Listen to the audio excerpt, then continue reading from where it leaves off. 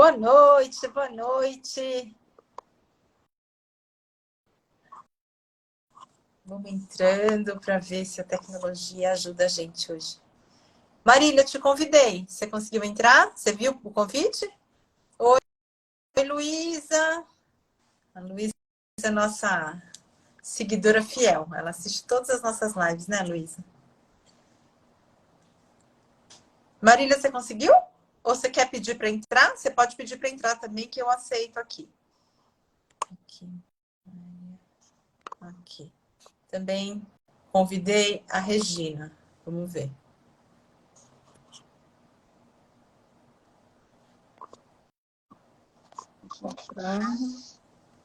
Oi, Regina. Entrou agora. Opa, entrou. Deixa eu abaixar aqui um pouquinho. Ô, Lília, não dá mesmo pelo computador? Não é possível? Eu tô com a tela dele aberta aqui, não é possível. A Marília tentou também, mas não conseguiu. Eu tô com ele aqui aberto. Eu falei, se desse para... Porque o computador tem uma telona, né? A gente fica mais... Dá para ver todo mundo que está chegando. Aqui no celular fica restrito a um pouco... Número pequeno, né? Estou ajeitando aqui o suportezinho aqui. Aí, vamos ver. Marília? Oi?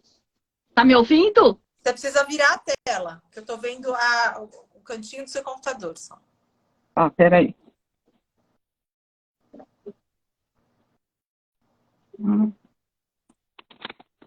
Onde que eu...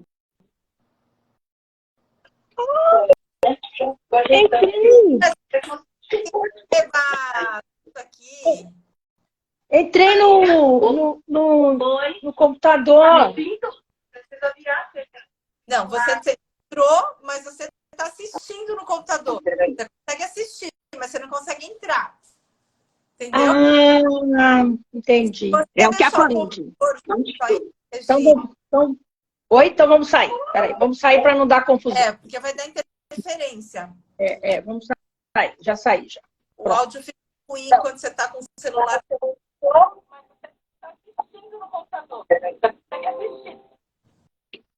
Que interessante, né? Não poder... Né, Marília? Eu prefiro o telão. Você também prefere o telão, né? Eu prefiro o telão. Tô aqui de castigo. Bem que eu tentei. Meu pediu para atualizar, eu não achei como atualiza, tô sobrei. Eu também aqui. Deixa eu ver quem está aqui. Maria Duarte, José Aprígio, a Luísa, o Tiago. Vamos esperar as pessoas entrarem. A gente sempre entra um pouquinho antes para ir deixando as pessoas, né, lembrarem que hoje tem live, aí aparece lá para eles. Aí a gente vai aquecendo a conversa. Marina, você cortou o cabelo de ontem para hoje? Não, eu prendi. Entendi. Eu pus aqui, eu prendi, entendeu? Entendi. Não. Também vou prendendo. Eu tô vendo aqui onde que a luz não reflete. Entendi. Tem muita luz aqui. Eu tô procurando. Tá bom assim? Porque eu tenho muita luz. Eu vou beber água, vou pegar um copo de água, tá? Tá bom, sem problema. Ayla Souza, boa noite. Hoje o tema vai ser bem palpitante. Eu já estava há bastante tempo querendo discutir essa questão de transtorno de acumulação. Eu acho que vai ser bem legal, porque a gente assiste uma coisa um pouco sensacionalista na TV, né? Que entra lá na casa das pessoas e vê aquele monte de coisa e tal, e a gente não sabe as coisas que estão envolvidas. A gente só pensa, puxa, a pessoa é uma bagunceira, gosta de juntar coisa que não tem utilidade. Então, eu estava já há bastante tempo querendo fazer essa live. Acho que vai ser bem legal. Vamos esperar as pessoas. Eu andei convidando algumas pessoas e aí ficou... A rede vai longe, né? Isso aí. E aí tem um pessoal que já trabalha na área, que trabalha nas unidades básicas e tem um interesse, né? De repente, de aprofundar mais ou até acrescentar. Eu acho que como as pessoas poderão participar, com certeza elas também darão contribuições importantes aí para o grupo. Né? Então, eu acho que vai ser bem legal. Quanto mais gente colaborar, quanto mais gente comentar, melhor. Lar.i entrou. Oi, Júlia, tudo bem? Júlia Trevisan. Eu não consigo ver o nome das pessoas. Eu vejo assim o apelidinho, Suiaper.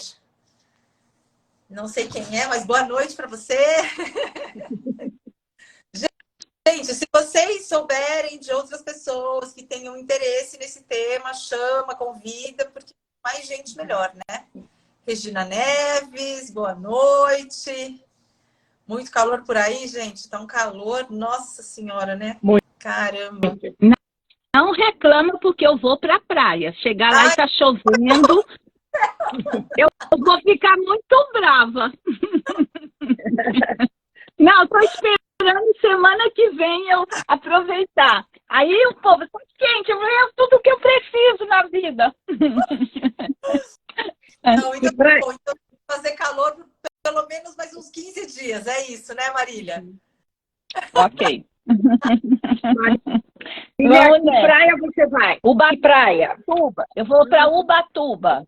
Ai, que delícia. Que delícia. Vou ficar lá uma semana. Tá. Também quero. Tá bom.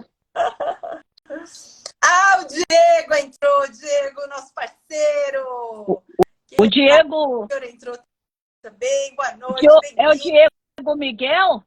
É? Ele tá aí? Eu aqui, queridas. Queridas, idem. Que bom, Diego. É isso aí. A gente sempre tem um monte de gente querida que participa das nossas lives, que comenta. Muito bom. Ana Maria, muito bom. Boquinha, boa noite. A Ana Maria foi nossa aluna no curso Repórter 60+. Silvia Serenini, bem-vinda. Vamos dar mais uns minutinhos aí para o pessoal ir entrando. Vim prestigiar minhas amigas. Obrigada, Diego. É isso aí. Querido. O Diego é sempre, né? Sempre dá para contar com o Diego. Oi, Ana, tudo bem? Gente, a Ana, eu sempre falo, a Ana já deve estar cansada, né, de me ouvir falar isso, mas a Ana, ela tinha uma galinha de estimação que chamava Aurora. Eu disse, Ana, a Aurora morreu, não morreu? Não lembro mais. Mas quem que tem uma galinha de estimação? Ela tinha uma galinha, não é legal? Na cidade. Eu atendi uma senhora durante os 2, 3 anos que ela tinha um galo de estimação que ele se chamava Janjão. Esse galo, vocês não têm noção que trabalho que essa senhora nos deu. Janjão era o nome do galo e ela deixava entrar pomba na casa dela, mas o Janjão eu nunca esqueci a história deste galo, viu? Ela morava ali na Santa Cecília. Nossa. Então, olha, morreu com 8 anos, eu não sabia que galo vivia tanto. Então, a Ana tá falando, a Aurora morreu ano passado com 8 anos. Eu não sabia que galinha vivia tudo isso. Nem eu. Não é? Bom. Então. Boa.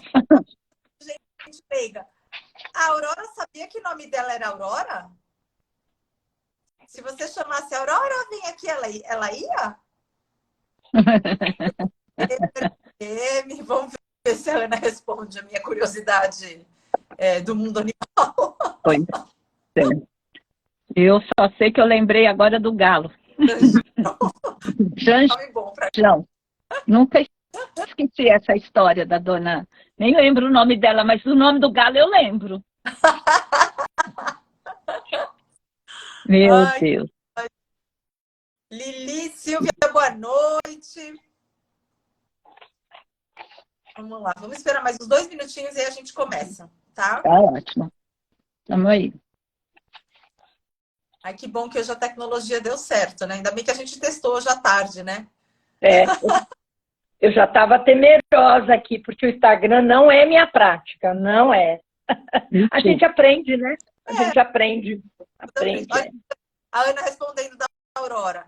Eu acho que sim, que ela sabia que o nome dela era Aurora, mas ela vinha até sem chamar, queria ficar sempre por perto. Olha que bonitinha. O Janjão sabia que o nome dele era Janjão? E você sabe que isso eu não sei, porque Essa senhora deu muito trabalho para as zoonoses. Ah. Ela nunca nos deixou entrar na casa dela. Eu atendi ela através da porta. Através, não é pela porta. Ela ficava do lado de dentro, a gente conversava com ela do lado de fora. E ela morava numa kitnet. E os vizinhos reclamavam muito dela. Então a gente fazia meio que... E a zoonose já tinha mutado ela. Tinha uma complicação muito séria. Mas a gente estabeleceu um vínculo muito bom com ela. E assim... Foi uma das pessoas que eu nunca vi ela inteira, assim, a pessoa com o corpo inteiro. Ela abria uma frestinha da porta, era pela qual a gente a via, e muitas vezes ela ficava do lado de dentro. Foi uma história que marcou muito a minha formação profissional. E esse galo e as pombas e tudo que ela juntava lá no apartamento, assim, deu muita história, mas o amor da vida dela era o Janjão. Cada coisa que a gente escuta, né, Marília? Foi Isabel, muito interessante. parabéns, Eliane Rothschild, eba, todo mundo aqui para falar de transtorno de acumulação, muito legal. Oi? 7:02, eu sempre procuro começar no horário, e hoje a gente está excepcionalmente com 2 convidadas, porque é um assunto que rende muito e que tem diversas facetas.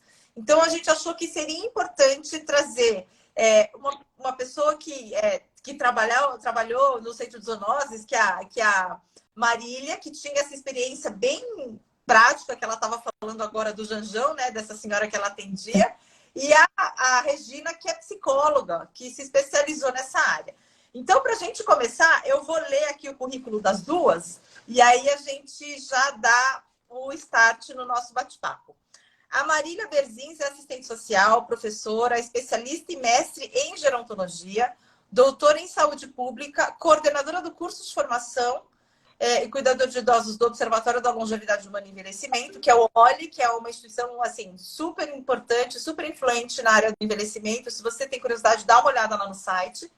E ela é presidente do OLI também. Ela é doutora técnica em gerontologia e empresas e serviços públicos.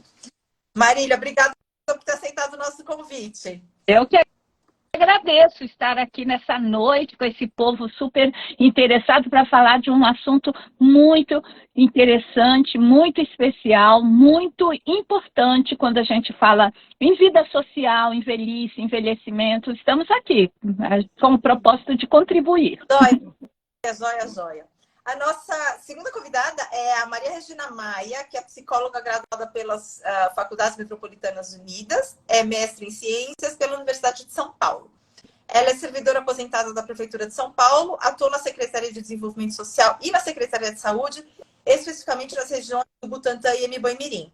Entre as diversas atividades desenvolvidas, realizou acompanhamento de pessoas em situação de acumulação, e a partir dessa prática surgiu o interesse em pesquisar e escrever a dissertação Síndrome de Diógenes ou Transtorno de Acumulação, a experiência de uma equipe multiprofissional de saúde do município de São Paulo. E hoje ela é professora universitária da Faculdade Polis das Artes em Embu das Artes. Regina, obrigada também por aceitar nosso convite hoje. Imagina, eu é que fico super feliz, né, da Marília ter lembrado de mim, de você ter feito o convite para nós. Nossa, você não imagina como fiquei feliz e estou ansiosa, porque eu falo muito e o tema é extenso, e aí eu até fiz um roteirinho aqui, se você não, né, para eu não me perder, porque o assunto é muito amplo, é muito vasto, é muito instigante, mas apenas como um start inicial de conversa para depois as pessoas fazerem as perguntas e o que a gente puder responder, né, Marília, a gente vai respondendo, senão a gente pesquisa, depois responde. É isso aí. Gente, para quem é novo aqui, essa live é parte de uma série de lives chamada Tudo que você sempre quis saber, mas tinha medo de perguntar, em que a gente traz especialistas para falar sobre determinadas temáticas, geralmente temáticas que os nossos seguidores mandam para a gente, e as pessoas querem saber mais. E a ideia é que esse seja um espaço de troca. Então, gente, é para mandar pergunta, porque senão eu monopolizo a história aqui. Então, vocês têm que mandar pergunta, vocês têm dúvida, manda para a gente vai batendo um papo. A gente não quer que ninguém saia com dúvida aqui. Puxa, não consegui responder agora, a gente dá o contato da Marília, dá o contato da Regina, elas pesquisam, respondem, mas a gente quer esclarecer o assunto de uma maneira que seja prática para vocês, porque a gente vai falar um pouquinho de teoria, mas a gente vai falar também de, puxa, eu tenho o meu pai que está acumulando coisas, a minha tia, não consigo entrar na casa dela porque está abarrotada de coisas e quando eu vou tentar arrumar, ela fica brava. Então, assim, a gente quer também trazer esse dia a dia prático, né? Então, para a gente começar a nossa conversa, eu vou fazer a pergunta mais básica de todas, né? Que é a do conceito. O que é o transtorno de acumulação ou síndrome de Diógenes, né? Como é que a gente consegue conceituar com assim, as informações básicas dessa condição? Eu não sei quem quer começar, se é a Regina ou se é a Marília. Eu passo para a Regina, porque a Regina fez a dissertação dela e ela conceitua brilhantemente. Eu acho que vai dar um pontapé inicial bom. Passo para ela. Então, vamos lá. Só para lembrar para todos que a minha dissertação, eu tive a parceria da minha orientadora Eugenie Fredini e a Marília foi participante da banca que trouxe inúmeras contribuições e eu pude avançar aqui no meu trabalho, né?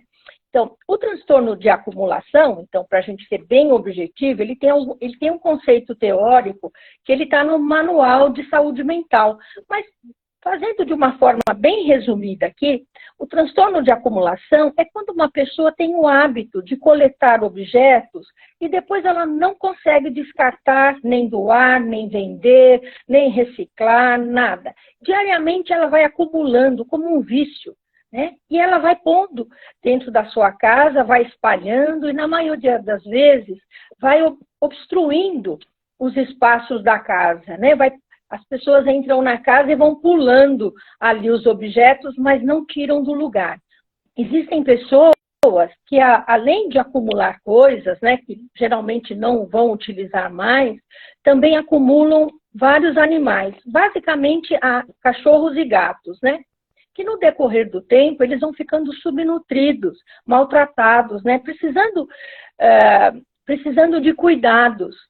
E geralmente eles vão ocupando todos os espaços da casa, não tem limite. Quando a casa não é grande, não tem um espaço externo, a pessoa então deixa os cachorros, os gatos entrar na casa e aquele ambiente fica totalmente insalubre, com restrição de higiene completa, não é?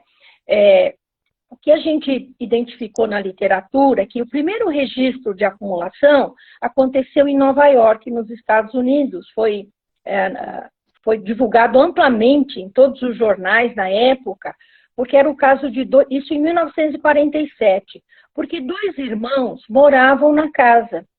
E após o falecimento dos pais, eles então começaram a trazer coisas para dentro de casa.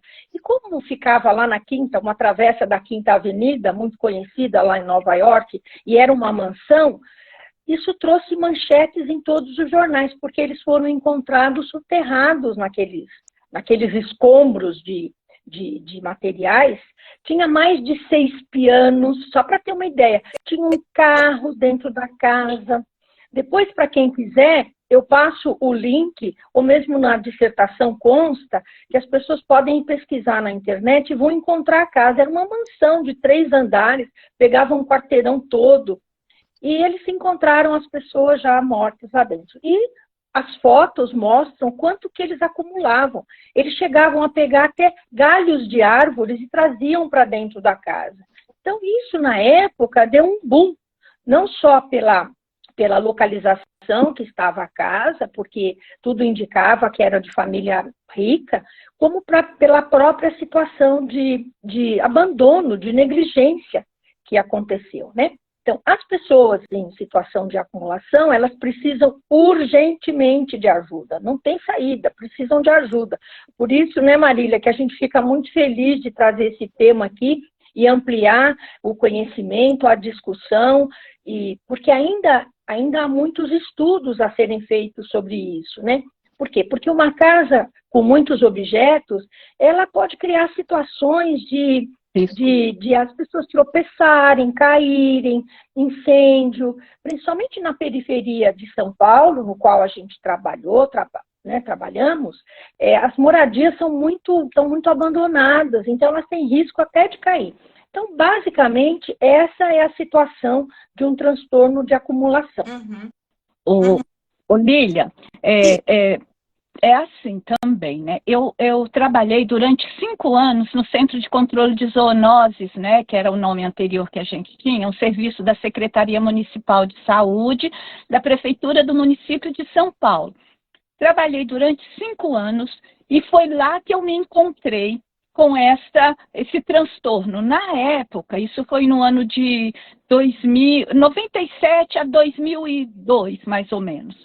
Nós não tínhamos esse nome identificado. Nós começávamos a ver pessoas com essa definição que a Regina falou, e especialmente com o número grande de animais de estimação, especialmente mais gatos e depois cachorros, tá? Ou cachorros e gatos.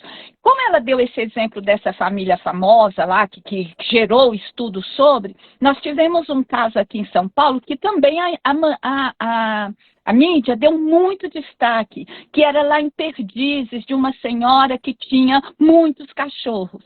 E depois o povo conseguiu que ela mudasse de lá e ela foi aqui para o Belenzinho. Na vez que nós a visitamos, para vocês terem uma ideia, que a gente às vezes fala acumulação, é 1, 2, 5, nada disso. Ela tinha 200 cachorros. Foi a casa onde eu encontrei o maior número de animais.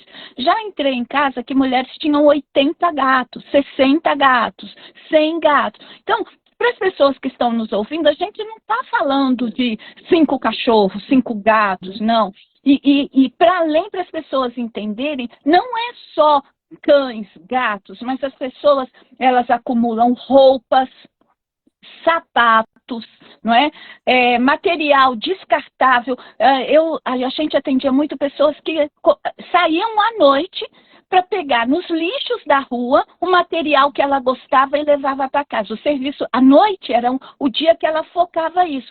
E essas pessoas, livros também, não é que eu já falei, e assim, muitas, tudo que é possível para ela. E acrescenta-se nessa definição que essas pessoas dão significado a esses objetos.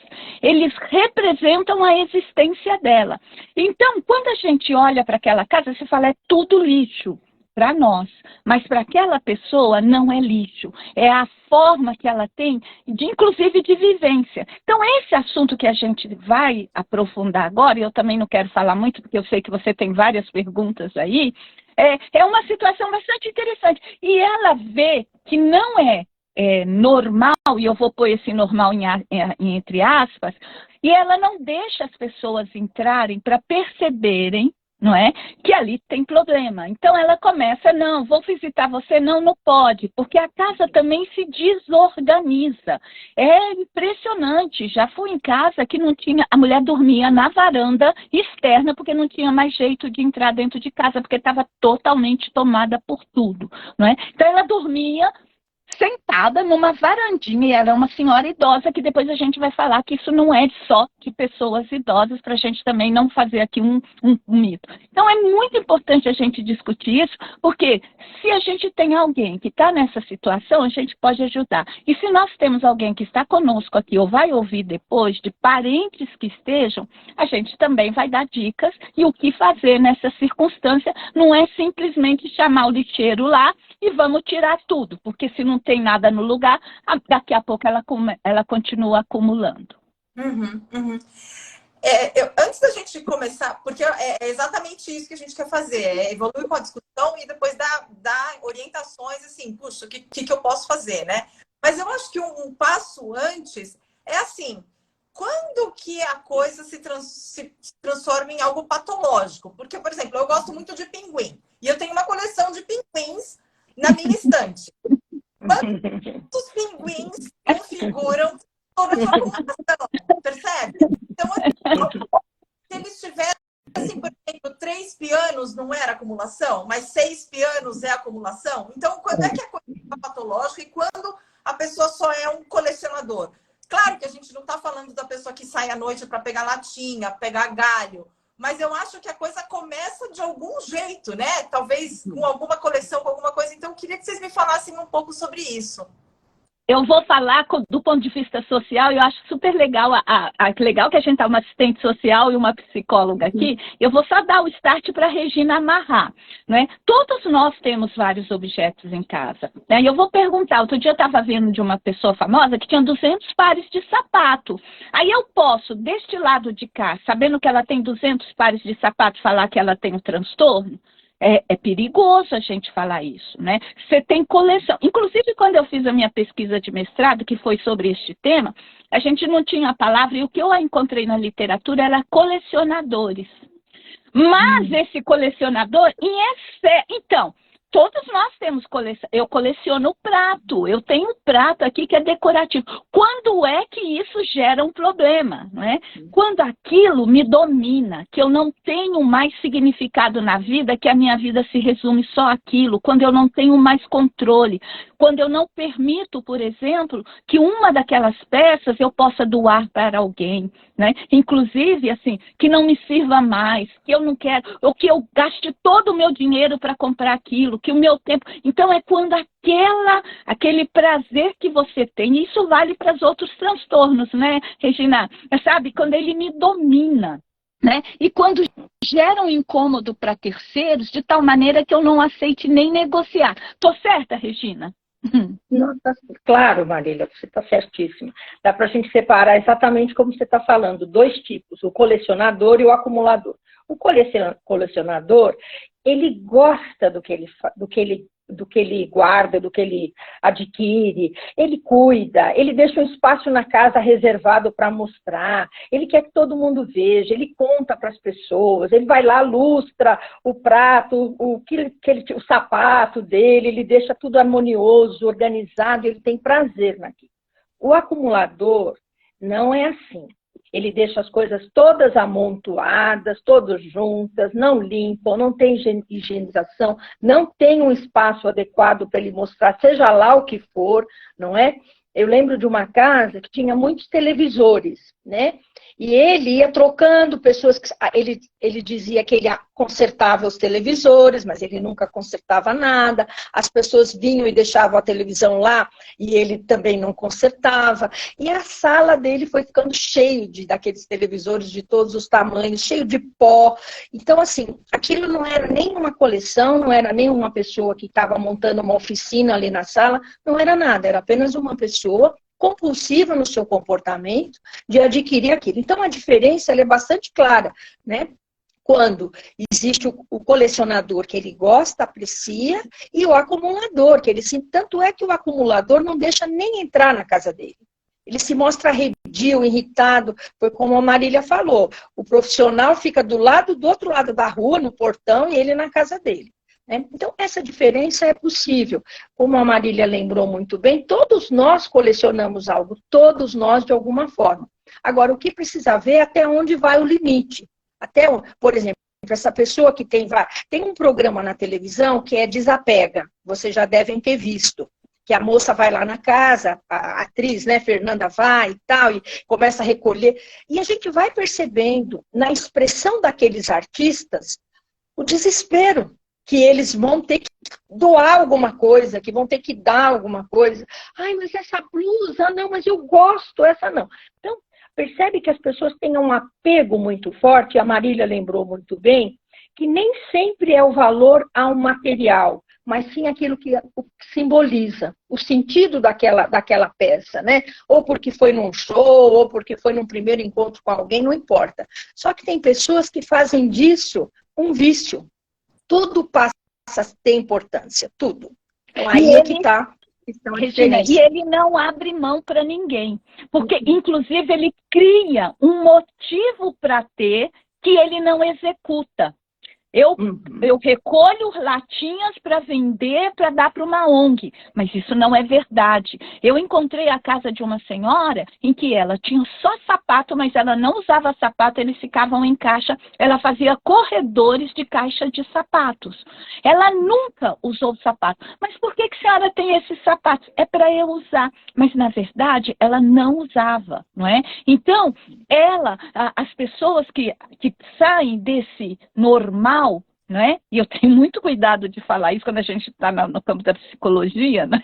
Mas, assim, o que é aceitável, não é? O que todo mundo tem para ser a razão da vida, é o sentido da vida dela, não é? Então não tem outras coisas que façam parte. Você tem os seus pinguins, que você já citou aí, mas você tem muitas, você tem a revista, você tem família, você tem amigos, você sai, tem gente que entra. Essa é a diferença, quando aquilo é o sentido, a razão de viver, e ela cria um mundo pessoal no qual aquilo só existe para ela. E ela não se importa, a modo geral, do que os outros acham. Quer dizer, ela se importa na medida em que ela se irrita.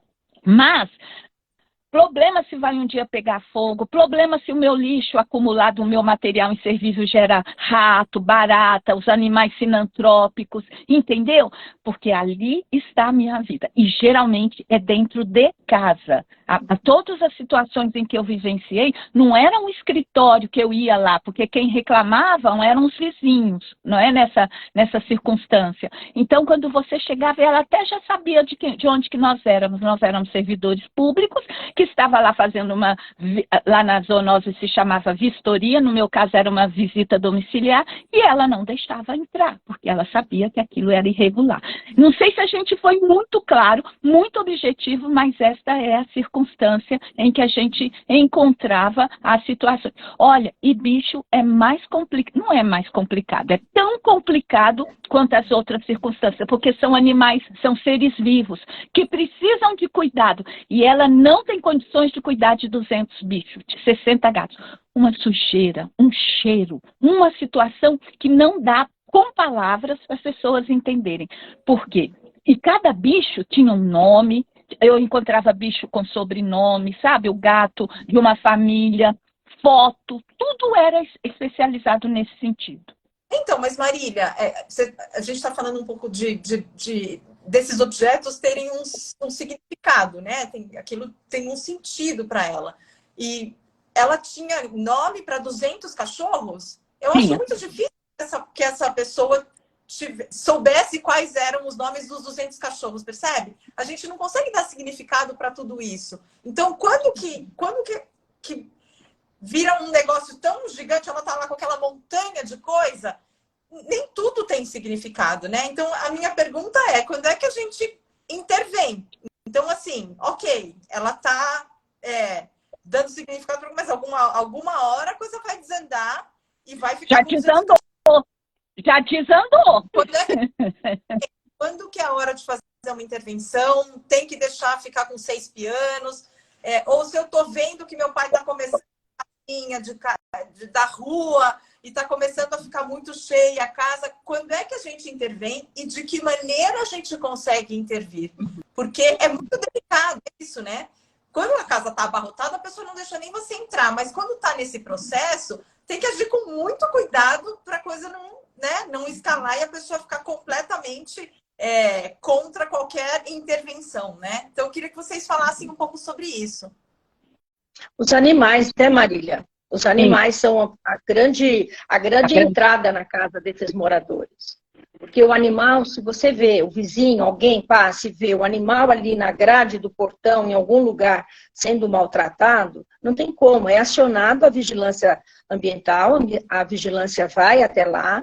E hoje, nós temos, pelo menos em São Paulo, nós temos a sorte, né, Marília? Vamos falar em sorte, que o pessoal da vigilância tem constantemente discutido o assunto, são eles que trouxeram o tema para supervisões técnicas de saúde, a partir daí se montou as equipes de atenção e a partir daí se forçou para que a Prefeitura de São Paulo, no dezembro de 2016, publicasse a política municipal de atendimento às pessoas em acumulação. E aí começou a se dar um caráter também legalista, importante e necessário para essa situação. E a vigilância tem uma expertise bárbara, né? Porque na vigilância tem um veterinário, tem uma assistente social, tem uma psicóloga. Nem sempre as equipes estão todas montadas, mas uma ou duas pessoas que tem já se transforma num mutirão. E elas, então, podem ir na casa, intervir, chamar a família, notificar. Inicialmente, tinha multa. Lá atrás, né, Marília? Tinha multa. Depois se percebeu como que você multa uma pessoa que tem transtorno de acumulação, que é uma patologia da saúde mental. Como é que você vai por isso? Normalmente são pessoas mais velhas, que moram sozinhas, que os filhos não estão juntos, que o vínculo já se rompeu, já se quebrou por alguma história passada. Então, esses moradores estão sozinhos, numa situação insalubre, e por mais que o discurso seja, não, os animais estão aqui porque eu protejo e tal, mas não protege nem os animais, nem a própria pessoa. Então, a vigilância vai. E a partir daí, é uma forma de entrar. E o que é mais importante, né, Marília? O vínculo. Isso. O vínculo que é feito com essas pessoas. Muitas vezes, um agente comunitário faz vínculo com a família e o psicólogo não consegue fazer vínculo. Verdade. O médico não consegue fazer vínculo.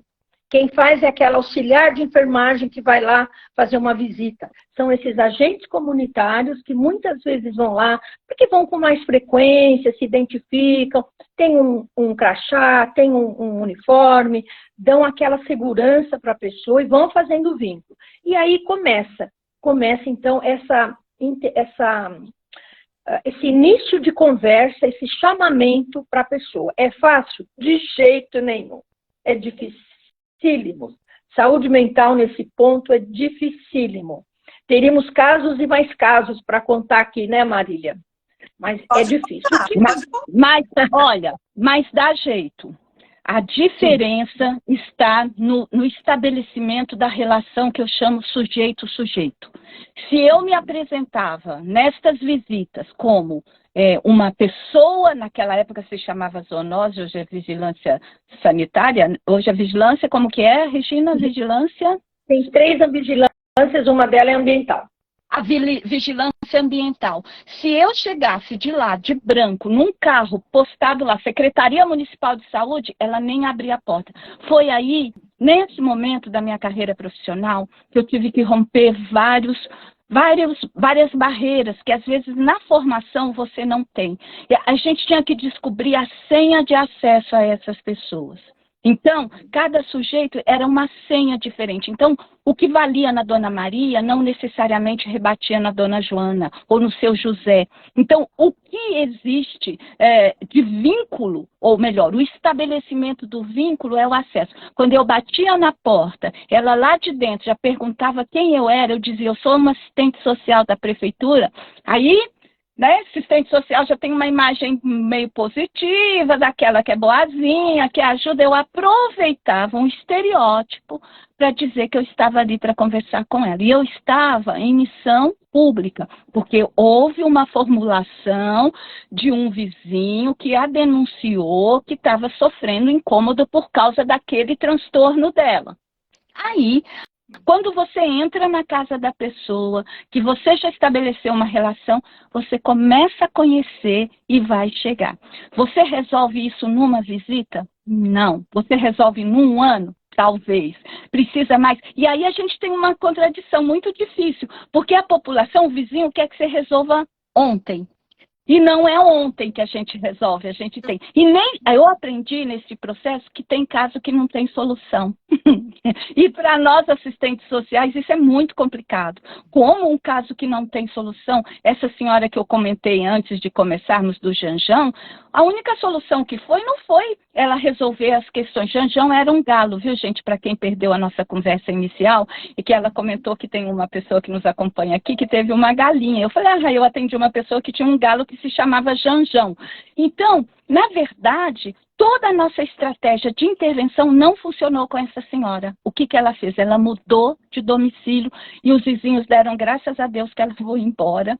E os vizinhos que a receberam, já logo chegou outra denúncia em relação a ela. Então, o que eu preciso dizer aqui? Se você tem um parente nessa circunstância, pega leve. Não vai chegando lá e já chutando a porta entre... Acho que eles entendem, né, Lilian, quando a gente fala isso. O que está acontecendo com seu pai, com a sua tia, com a sua avó, no qual ela transformou a casa dela num espaço de acumulação? O que aconteceu? E assim, os transtornos, gente, tem fundo psicológico bastante importante. É solidão? é frustração, é uma doença mais comprometida. Então, assim, mãe, quanto lixo você tem aqui? No meu processo de formação nessa área, eu nunca chamava aquilo de lixo com quanto seja, era lixo que estava dentro daquela casa. Porque eu também respeitava aquele momento que essa pessoa tinha em relação àquele lixo para mim, mas para ela era o significado estruturante, inclusive da identidade e da saúde mental que ela tinha temporariamente. Então é muito importante. Tem problema? Antes que o vizinho reclame da sua mãe, chega junto, chega lá, o que está acontecendo? Por que você precisa? Está precisando de ajuda, de alguma coisa? Vamos promover isso? O que é isso? Dá para a gente reduzir? Não é limpeza total, viu, gente? Porque pensa que tira tudo. E aí a gente perguntava, a gente descobriu, eu trabalhava como uma psicóloga, o que você põe no lugar? Não é? Se ela está estruturada emocionalmente naquele lixão danado, o que você põe no lugar dessa pessoa? Ai, tá limpo. É aquele conceito asepsia. Tá tudo zerado. Tá. Passa 3 meses, repete-se o acúmulo novamente. Então, eu paro aqui, deixo a Regina complementar para a gente também não mobilizar essa conversa. Lilian, você segura a gente, tá? Bom, pode ser algumas perguntas aqui do público. Eu vou deixar a Regina complementar e aí eu faço as perguntas aqui para vocês. Regina. Tá bom. Tinha uma pergunta que a gente sempre fazia, que era assim: como que você pode ajudar alguém que não pediu ajuda? É isso. Boa. Essa é a minha pergunta. A pessoa não está com você para ir. Você vai querer entrar na casa dela? Você vai querer mexer nas coisas dela. A gente tem um caso emblemático na região do... Eu não vou falar região. Um caso emblemático de que lá atrás acharam melhor fazer esse trabalho de higienização, limpando tudo. Chegaram lá, a senhorinha, era uma senhora, mulher, só morava sozinha. Acho que ela tinha um vínculo bom com a pessoa lá da UBS e ela topou que limpassem a casa dela. Chamaram os caminhões da subprefeitura, limparam lá. Até que chegou o filho dela, da Europa, e perguntou assim: cadê a caixa de joias da minha família? Cadê? Foi embora. Quem pegou a caixa de joia? Então, ficou o sinal aí, fica o alerta, que é para a gente nunca entrar na casa de ninguém sem ter todo um aparato e, de preferência, o envolvimento da família junto. E a gente percebe que algumas pessoas da vigilância, da agente comunitária, as psicólogas, são ansiosinhas, né? Que querem ir lá ajudar a trocar o colchão, já arruma doação para outro colchão e tal. E eu sempre lembro desse caso. Não entre na casa da pessoa se não tiver o envolvimento de todos ali. Agora, antes de você entrar na casa do outro, a pergunta é: como que está a sua casa?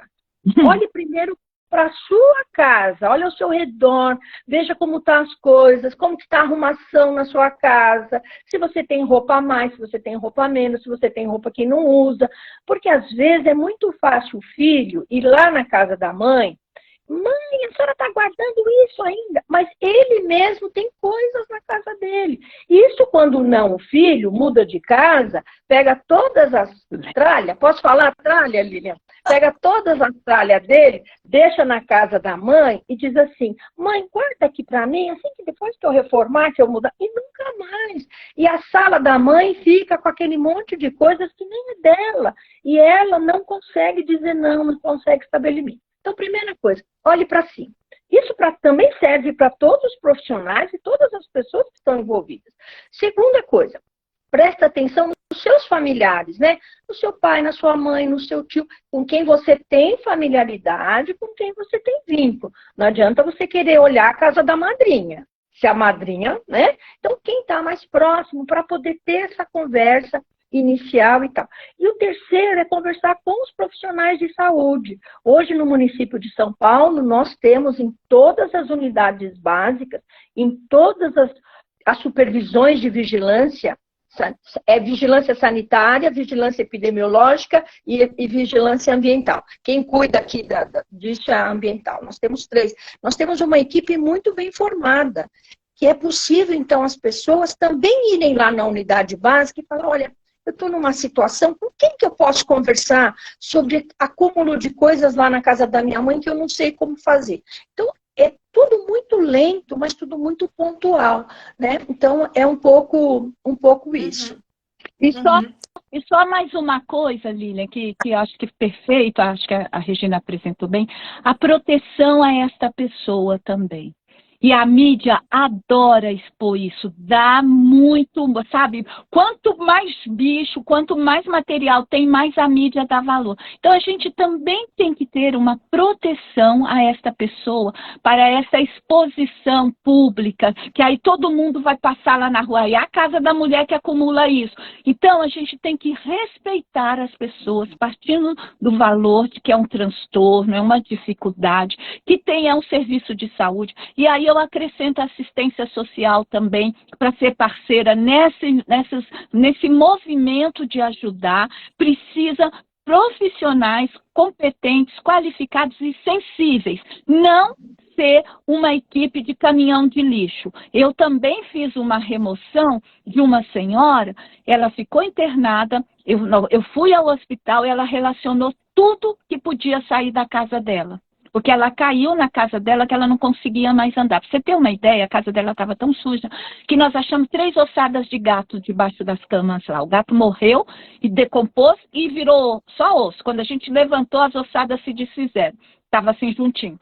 Eu fui ao hospital, ela relacionou tudo que ela queria que não saísse da casa dela. E eu fui a guardiã deste compromisso ético que nós fizemos com ela. Quando ela voltou, os vizinhos ajudaram e ela dizia assim: essa senhora, eu acumulava porque eu não tinha quem me ajudava a limpar as coisas. Ela dizia, eu ia levar o lixo lá fora, ele caía, eu não podia abaixar para recolher.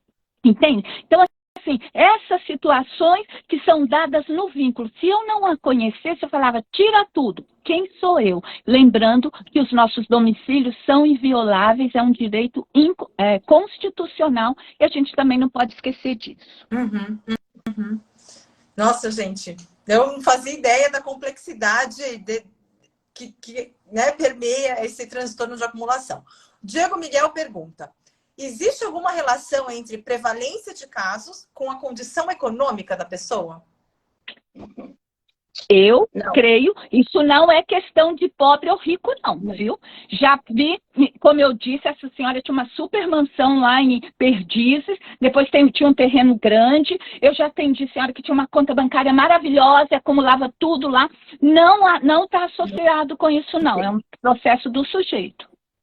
Tem um caso em Paris, viu? É Diego, né? Diego. Que o Diego pode, depois se ele quiser, tem um caso em Paris, na França, um senhor muito rico, morava num apartamento lá, e foram encontrar ele já numa situação também de escombro, sabe? Soterrado lá no meio das suas obras de arte. E rico. Não tem pelo menos na literatura e na nossa realidade na prática, não tem essa associação, não. E nem com velhice. Oi? E nem com velhice. Se tem essa pergunta também. Porque há pessoas que começam a acumular desde jovens e na velhice já... Tá, então, assim, cuidado, não é só velho, não. Então, tá? a Isabel Dias pergunta, qual a porcentagem de jovens que tem esse comportamento? Olha, eu não consegui detectar isso no Brasil, porque não tem uma pesquisa no Brasil, isso claro ainda. Falta pesquisadores. Quem que perguntou? Isabel Dias. Isabel Dias. Uma boa dica para você fazer o mestrado e pesquisar. Não temos. Os meus casos, o meu eram só velhos, porque eu fiz a pesquisa no campo da gerontologia, então era. Mas eles não começaram a acumular na velhice. É isso que eu quero chamar a atenção, porque eu fiz a entrevista individual em profundidade e não temos tempo de comentar as histórias. Cada sujeito tinha uma história, não é? Então, assim, além dos animais, gatos e inclusive o nome da minha dissertação de mestrado foi Velhos Cães e Gatos, interpretação de uma relação. E eu procurava entender essas questões, mas as pessoas já vinham com essas histórias do passado. Claro que o que escancara é a velhice. Mas quantos quartos, quantas casas, quantos lugares a gente tem aí com essas circunstâncias e que não são visíveis. O que traz a visibilidade é quando incomoda quem mora do lado. Complementando um pouquinho a resposta, né? As causas ainda estão sendo investigadas, o que leva uma pessoa a ser uma pessoa com hábitos de acumulação, né? Mas um dos itens pode ser indicado na hereditariedade, onde a família já compõe aquele vício de acumulação e isso vai seguindo. E ali pode ter jovens, crianças, então pode ter isso. É mais identificado na velhice, mas como a Marília falou, na minha pesquisa também não tem identificação que começou na velhice. Claro, a gente tem um índice muito alto, a saúde mental é muito grave. Um dos agravos da saúde mental é a depressão. Pela Organização Mundial de Saúde, nós temos mais de 300 milhões de pessoas em situação de depressão. Isso antes da pandemia. Imagine agora como esse número não deve ter aumentado. Eu até fui pesquisar o número, mas não tem números atualizados ainda. Mas é muita gente em estado de depressão. E pessoas com mais de 60 anos tem uma tendência a ter mais agravos, pela história de vida, por doenças, por perdas familiares, etc, etc. Mas isso não quer dizer que começa ou tem na velhice, né? Eu quero trazer também, Lília, uma situação que assim era muito visível para nós quando trabalhávamos, a pessoa em situação de rua, que também acumulavam muitas coisas também, desde animais até aqueles materiais que colecionavam na rua e que traziam um incômodo muito grande para quem passa naquele lugar. Como pode ter tanta coisa assim? O que é isso? A prefeitura tem. E muitas vezes uma atitude muito autoritária de recolher sem respeitar essa pessoa, que às vezes é aquilo que ele tem. Ô Lília, eu estou vendo aqui que tem uma pessoa que escreveu que está tentando fazer uma equipe, né, no município dela, aqui na região metropolitana. Eu só queria dizer que o OLI já ofereceu um curso, né, Regina? Inclusive, Regina ia colaborar, para formar profissionais em transtorno de acumulação. E esse ano eu estou com muita vontade de apresentar de novo, a gente vai divulgar, e eu acho que vale mesmo, porque é um assunto ainda novo para muitas pessoas, e essas situações estão batendo na porta, viu, Lília? Não é só do seu público, não. Mas em saúde pública está lá e às vezes as pessoas não têm as orientações porque ainda a gente não tem uma produção ainda bibliográfica muito grande e importante para ajudar o profissional a responder. Então, Claudinei, está aí a dica. O Claudinei, para quem não leu aqui, é o Claudinei Augusto, que diz, primeiramente, parabéns pela fala tão lúcida e esclarecedora. Sou coordenador de saúde mental de um município da Grande São Paulo. Estamos formando um grupo para atuar com as pessoas em situação de acumulação.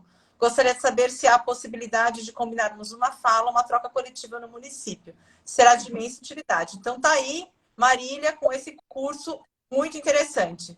A Edna, peraí, deixa eu só... A Edna Cupertino diz aqui: trabalho na vigilância ambiental Lapa Pinheiros com pessoas em situação de acumulação. A equipe tem dois assistentes sociais e uma enfermeira. Somos equipe de referência na região oeste de São Paulo. Muito legal, Meu Edna. respeito. Meu respeito para ela. Parabéns. Eu acho que pena que a gente não dá para conversar, mas muito legal isso aí. Olha, virou ou está inserido como uma política pública. Isso é importante, a gente entrar como uma política pública e não como um bando de gente que acumula lixo. Entender que essas pessoas precisam ser tratadas como a situação existe. Parabéns para vocês. 2 assistentes sociais e uma enfermeira na equipe, 10. Muito bom. Marília, quando a gente estava conversando um pouco nos bastidores, né, você me contou um pouco de uma senhora do filtro, que você foi lá buscar o filtro dela de volta. Me conta um pouquinho para os nossos seguidores aqui. Este caso me marcou muito. É lá na região do Jabaquara, era uma senhora que foi denunciada pelo vizinho que morava no fundo deste imóvel, dizendo que ela acumulava lixo e que não cuidava direito do cachorro, que se chamava Pretinha. Aí essa assistente social foi lá atender e verificar a situação. A casa dessa senhora não dava para entrar. Eu consegui entrar. Foi uma das primeiras vezes, ou das muitas vezes que me aconteceu, em que eu tive que subir em cima do sofá, porque à medida que você passava, virou uma avenida de rato, barata. Aliás, quem trabalha com isso não pode ter esses temores, não. A gente tem que se desvestir de qualquer coisa, tem que ter uma série de cuidados, porque você entra em casas, assim, que indescritíveis, eu acho que é a palavra melhor, só vivendo. E essa senhora tinha uma cachorrinha que se chamava Pretinha, que era a razão de viver dela. Ela não acumulava animais, mas sim, a casa dela era desorganizada. Conversando com ela, sozinha no mundo, e a gente encontra gente que não tem ninguém no mundo, ela era uma pessoa que não tinha ninguém, exceto ela. Fizemos todo o processo interventivo, ela concordou em desfazer daquele material lá todo inservível, inclusive conseguiu uma instituição para que ela pudesse morar. Ela não enxergava direito, não andava direito e tinha a cachorrinha que era tão velha quanto ela. Resumindo essa história, no dia da remoção de todo esse material inservível, saíram, se não me engano, 5 caminhões de lixo. E aí, o filtro de barro que estava na cozinha dela foi embora com o lixo, o material inservível. Quando ela viu, né, que tinha ido embora, ela falou assim: o meu filtro foi, eu ganhei quando eu casei. O que eu fiz? Fui lá no caminhão, achei o filtro e trouxe de volta. Não servia para nada, para mim, mas para ela era talvez a última lembrança que ela teve de um casamento dela. Entendeu? E aí, essa senhora ficou extremamente feliz. Depois a gente conseguiu um mutirão com a vizinhança, trocou. Na verdade, ela permitiu a reorganização da vida dela. Inclusive, ela não pagava o aluguel do lugar que ela morava, o proprietário pôs na justiça e ela já estava para ser despejada, mas o próprio juiz, vendo a situação de vulnerabilidade dela, de dependência, aconselhou o proprietário: não vai pôr ela para fora, deixa, ela não vai ter muito tempo de vida ainda, e depois você readquire o seu imóvel.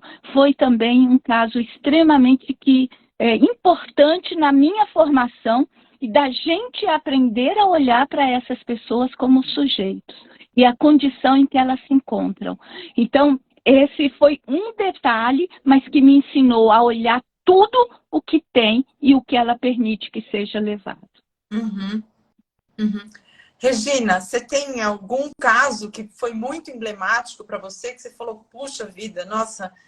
isso aqui... A gente tem vários casos, mas um especificamente que aconteceu numa região foi o caso de uma senhora que tinha muitos animais, que ela tinha uma casa bastante insalubre, não é?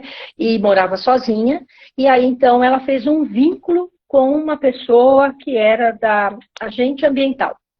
E o vínculo com ele foi muito bom, muito bom. E ali foi naquele namoro dele com ela, e ele foi conquistando ela e conseguiu trazer outras equipes de saúde muito devagar, porque às vezes ela tinha alteração de humor e tudo aquilo que ela combinou numa semana, na outra esquece. Isso aí é tudo lá. Só que ela teve alguns surtos, e esses surtos ela teve que ser internada. Então ela foi para o hospital, ficou lá no hospital Boimirim, inclusive, ficou lá um tempo, ninguém mexeu na casa dela, E teve uma pessoa que ia visitar ela no hospital e dizia: sua casa está lá, porque a preocupação dela é que ela saísse e a casa fosse invadida pelo pessoal da saúde, e garantido que não teve. E o vínculo foi mantido. Quando ela voltou para casa, a assistente social, que aí foi feita uma parceria com a Secretaria de Desenvolvimento Social, a assistente social conseguiu localizar a filha dela, que há muitos anos elas não se viam, há muitos anos.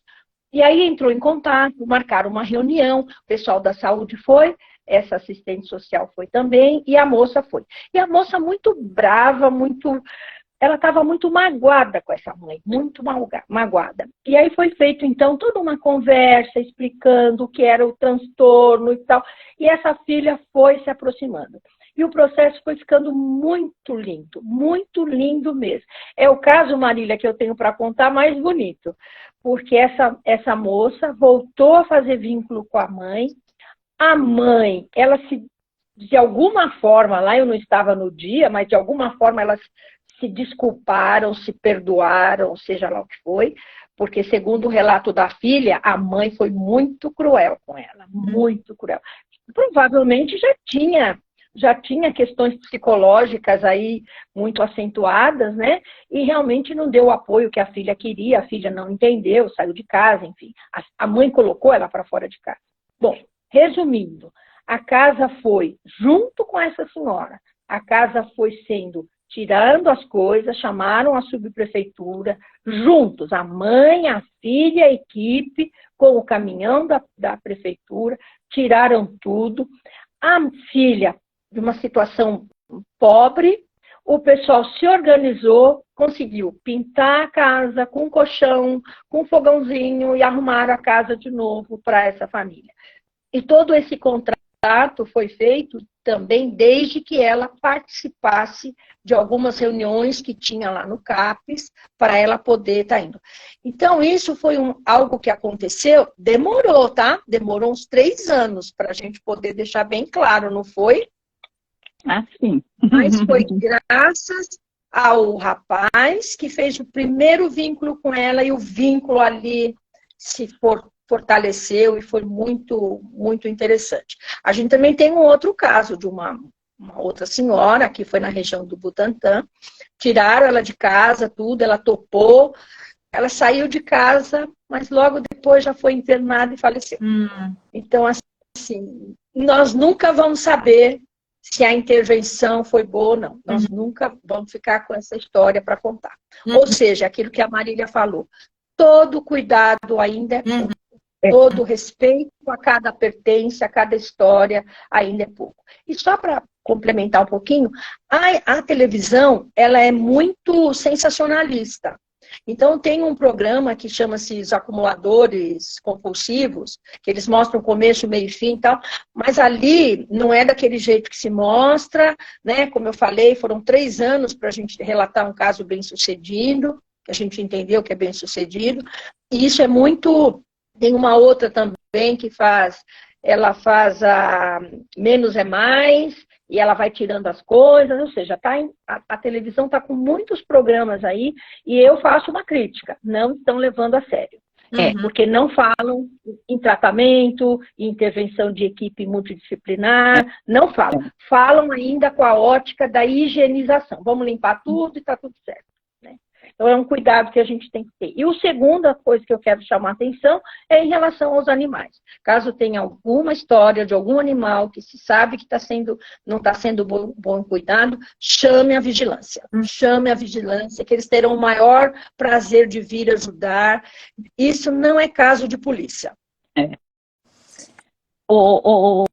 Li e Regina, também eu queria comentar que numa das situações em que eu atendi, nós chamamos o corpo de bombeiro para ajudar no convencimento para aquela senhora que não acreditava que aquele acúmulo de material lá era perigoso para ela e para os vizinhos do lado. Aí liguei para o bombeiro, explicou o que era, qual o risco que corria, aí vai. Então, assim, você tem que ver os recursos, as pessoas que se comprometem com isso. E, sobretudo, eu acho que o mais importante aqui, do meu ponto de vista, da minha experiência, é o cuidado com a pessoa. Eu atendi uma senhora que ela concordou em fazer a remoção do material. E ela tinha animais e muita sujeira dentro de casa, muito material acumulado. Ela começou a passar mal fisicamente. Ela teve uma crise hipertensiva e nós tivemos que levá-la para o pronto-socorro e ela quase morreu. Isso deu-nos assim, um susto muito grande, porque numa ação dessa, uma pessoa pode morrer, porque desorganizou de tal uma forma, aquele bando de gente na casa dela, porque ela participava de um grupo que todo mundo não foi trabalhar, um mutirão. Além da gente, caminhão, foi muita coisa para a cabeça dela. Ela quase morreu. Aí eu fui no hospital, acompanhei, então este cuidado é isso. Então a gente não tem um roteiro, assim, comece por isso. Eu acho que, e nem quem é que é o profissional que lidera isso, quem estabelece o vínculo. Eu acho que nós temos um monte de possibilidades, mas dizer que como eu disse, tem caso que não tem solução, mas tem casos que tem solução e o resultado é muito bom. Não fique só com essa palavra de que o nosso caso não tem solução. Tem sim. Ela falou 3 anos, olha só. Aí a gente que é assistente social quer resolução amanhã. Epa, em se tratando dessa história, não é assim. Tenha calma, paciência e, sobretudo, ela é um sujeito, é uma pessoa. E se é idosa, olha, tenha bastante atenção nessa prática também, como todos, mas porque nós somos especialistas em envelhecimento, é isso que a gente tem defendido das pessoas idosas. Claro. A Eliane Rotti... fazer só uma observação? Pode falar. Que eu vi que a gente ainda tem poucos minutinhos aí. Um rapaz da vigilância, biólogo, como você falou, Marília, por isso que eu lembrei, não tem uma formação específica do profissional para poder fazer a intervenção. Todos podem fazer a intervenção, desde que tenha amor, vínculo, disponibilidade, respeito, né? E esse biólogo, então ele foi fazer a vistoria, a visita na casa de uma pessoa, né? A questão da dengue sempre é muito complicada, o pessoal tem que fazer visitas constantemente, né? E ele chegou lá, fez vínculo com a senhora falava, queria contar a vida, e ele ali percebeu que ia dar a liga, que ia dar namoro, né? No sentido do bom vínculo. E ele falou assim, mas olha, a senhora tem um monte de coisa aqui, é perigoso, pode dar... Bom, resumindo, depois de várias visitas, né? Ele fez um combinado com ela, que ele ia visitar ela toda semana, mas que a cada vez que ele fosse, ele queria ver um cantinho da casa do jeito melhor que ela podia arrumar. Não era nem limpar, ele dizia do jeito, ele tão delicado, do jeito melhor. E a cada semana que ele ia, ele via um canto. Ah, a senhora gostou? Ficou bom? E agora? Então, agora a próxima semana é esse. E ele foi indo, a gente até brincou com ele, a gente dizia, ela tirava de um lado e punha do outro. Aí ele dizia assim, calma, que eu vou chegar do outro, né? Então, mas você veja como o vínculo é importante, o vínculo de qualquer profissional com qualquer pessoa. Se não tiver vínculo, não tem eco, né? Então, Aí está falando muito rico, esclarecedor, tudo permeia sempre respeito. Gratidão a vocês por trazerem esse tema à tona.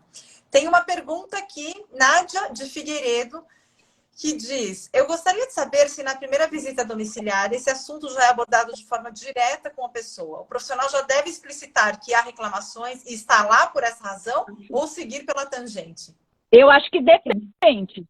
Depende desse contato inicial, entende?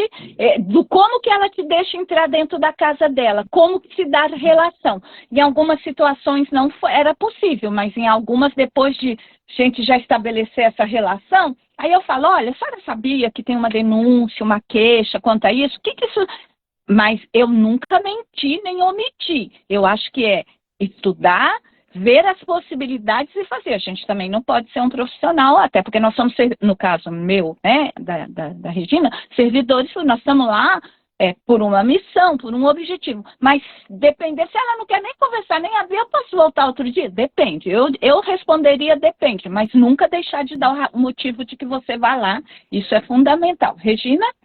A vigilância chega já falando por que ela chega. A vigilância, né, Marília? A gente que é da supervisão técnica de saúde, a gente, ou pelo menos da UBS, eu acho que vai nessa, dependendo da situação. Mas em casos onde tem casos graves em relação aos animais, a vigilância já chega avisando, olha, recebemos a informação de que a senhora está aqui com os animais e a gente precisa ver a situação deles. Ah, mas vocês não vão entrar, mas a gente precisa entrar.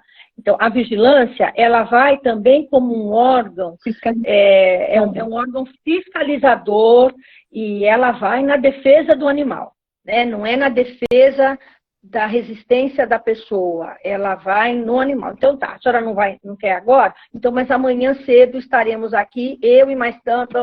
Então, a vigilância, pelo menos, ela vai nesse mais firme, né? Vamos dizer assim. Não tem muita negociação, porque envolve animais. E eles têm um amor, né? Como todos aí, tem um amor que não permite. Porque senão recai também sobre a vigilância. A vigilância foi omissa diante de uma situação tão grave que foi denunciada, né? Inês Riotto falando, tema importantíssimo. o pouco falado, live esclarecedora, Inês. A Inês, eu sou super fã da Inês. A Inês também já participou das lives, já falou de moradia, deu uma aula espetacular. Cherry Doces falando, Regina, Marília, foi muito bom ouvi-las. Fernanda, T.O., por favor, salve essa live, só consegui chegar. Salva, demorou! Fernanda! Cupertino, obrigada pelos esclarecimentos. Nádia também. Patrícia Tacada, parabéns pela iniciativa de trazer esse assunto. Isabel Dias, agradecendo a explicação da Regina. Gente, são 8 horas. Olha só, a gente nem viu o tempo passar, hein? Dava para falar mais umas 3 horas desse tema, não dava, não? Vem fazer o curso com a gente. Que a gente vai falar de tudo, com os mínimos detalhes. Marília, onde que dá para encontrar mais informações sobre esse curso, para quem estiver interessado? Olha, a gente deve lançar esse curso por volta de abril, tá? Então, é o nosso site, é OLHE, de Observatório da Longevidade Humana e Envelhecimento. Então, é OLHE de olhar, .org.br. A gente vai divulgar, e claro que no seu Instagram também, viu, Lília? Essa parceira queridíssima. Gente, Lília é tudodebom.com, viu? Muito obrigada, Lília. Muito obrigada, Marília. Gostei muito. É um assunto instigante. A gente sempre tem vontade de falar, trazer mais informações, mas acredito que se a gente conseguiu atingir um pouco aí, a gente já fica feliz. Muito obrigada, viu, Lília? Muito obrigada mesmo. Vou acabar de ler aqui os comentários maravilhosas. A Nadine pergunta qual o distúrbio base desse problema. Eu acho que você tem que fazer o curso da Marília. Só uma opinião. A Tácita. Nossa, muito pouco tempo, queria mais. Celina, gratidão. Paloma Araújo, obrigada a todos. Professora Regina, saudades. Regina, sua linda, saudades. Beatriz, pena que cheguei no final. Beatriz, vai estar no nosso Insta. Você não perdeu nada. Você só não assistiu ao vivo, mas você vai poder assistir depois. Então, gente, muito obrigada. Olha, quem está aqui, quem gostou da live e não segue a gente ainda, vai lá, segue a Ptari 360. A gente tem lives semanais, que a gente sempre traz um tema super interessante. Já falamos de ILPIs, cuidadores, moradia, já falamos de arquitetura, já falamos de cannabis, já falamos de muitos temas palpitantes. Então, segue a gente lá, que você sempre vai ser notificado do que a gente está fazendo. Sigam lá o Oli. O Oli tem página no Insta, Marília? Tem. Não, no Insta não. Não. Mas visitem lá, oli.com.br ou org.br? Não, org.br. É org. oli.org.br. Tem o canal que rola na Geronto, está no Insta também. Então, vão lá, porque eles também têm lives muito interessantes. Regina, você tem Olha, algum Insta que queira divulgar? Eu deixo o convite aí para quem quiser se aprofundar um pouco mais sobre a dissertação e a pesquisa que foi feita, que está no Dissertações USP. É só pôr lá no Google, Dissertações USP, e aí põe o meu nome, eu ponho síndrome de Diógenes ou transtorno de acumulação, e vai ter o relato completo lá da dissertação. Joia, pessoal, essa live foi sucesso, foi uma das nossas lives mais queridas, então eu agradeço muitíssimo a Regina, agradeço muitíssimo a Marília, e eu espero todos vocês na semana que vem para mais uma live, tá bom? Boa noite, gente, muito obrigada. Um beijo para todos. Beijo. Boa noite. Boa noite.